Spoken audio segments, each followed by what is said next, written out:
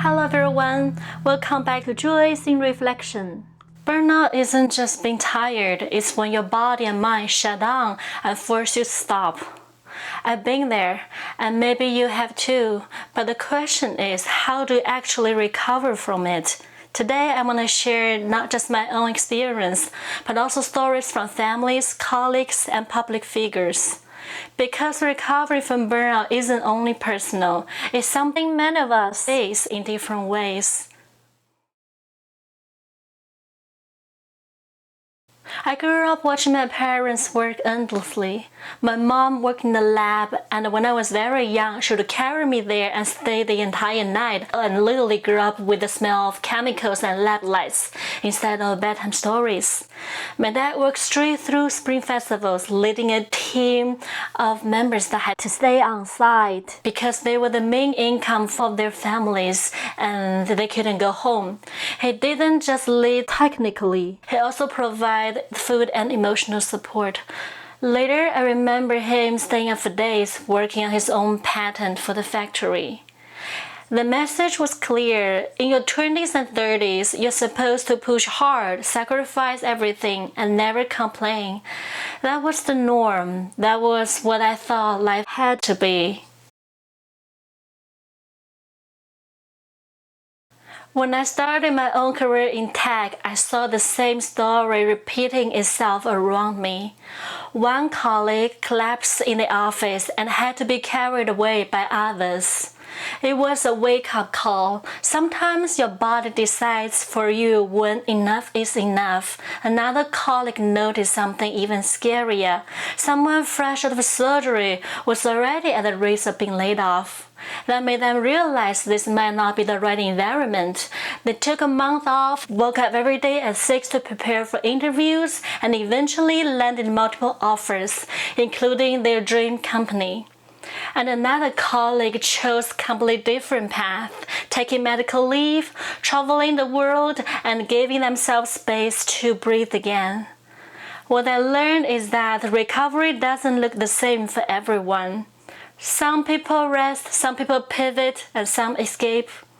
But each story made me realize we are all human, we all have limits. And then there's a cultural side. In Western companies, you can take medical leave, FMLA, or even sabbaticals without as much stigma. Therapy is normalized, rest can even be seen as a smart career move. But in East Asia, the reality is very different. At 35, many workers are already seen as too old, less useful, and the real risk of being pushed out. Some never find another job and have to rely on their parents or start completely different careers just to survive. In Japan, there isn't a word for it. Karoshi, death from overwork. And in China, we use the same characters, 过劳死, to describe it. It's the extreme form of this mindset, keep enduring until your body finally collapses. It's not just private stories. Public figures have reminded us too. Arianna Huffington, the founder of Thrive Global, once collapsed from exhaustion at her desk. She woke up injured, but that moment became her wake-up call. What she realized and what she spent the last decades teaching is that burnout isn't the price we must pay for success. Rest and recovery are not luxuries, they're leadership skills. In sports, Simone Biles and Naomi Osaka made headlines with a step away from major competitions to protect their mental health. At first, they criticized, but the courage sparked a global conversation, reminding us not even at the highest level of achievements, rest is not weakness. And in the news, we still see painful reminders. Recently, a family of the 35-year-old Microsoft engineer who died at work pleaded with Silicon Valley companies to stop overworking employees. Stories like this are heartbreaking, but they show how urgent it is to rethink how we treat work and health. So what does the recovery actually look like? For me, it wasn't glamorous at all. It looked like cleaning and decorating my space, reclaiming control over the little things. It looked like talking more with my family and friends, reminding myself that I wasn't alone. It looked like allowing myself to grieve, literally scheduling time for a complete break. No interviews, no job search, no exposure to triggers, just giving myself permission to focus on things that gave me energy. And it also looked like being practical with myself.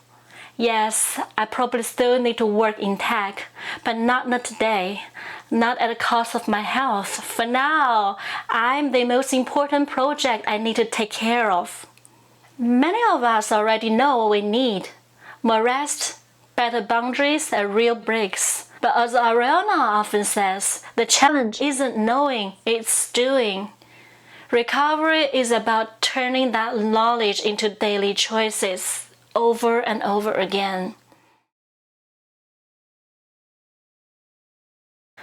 Recovery from burnout isn't a quick fix. It's messy, it's personal, and it often takes longer than we want. But it is possible. So maybe instead of asking ourselves, how much more can I endure? We could start asking different questions. What truly matters to me right now? What am I willing to protect, even if it means to say no? What small choices bring me back energies instead of draining me? If I didn't measure my worth only by work, what else would define me?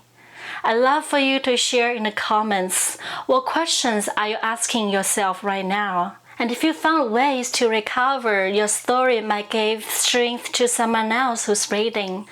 This is a space we can learn from each other, encourage one another, and remind ourselves. Burnout doesn't have to be end of the story. If this resonates with you, subscribe to Joyce in Reflection. Let's keep building a community where we don't just survive, we help each other live fully. Thanks for watching.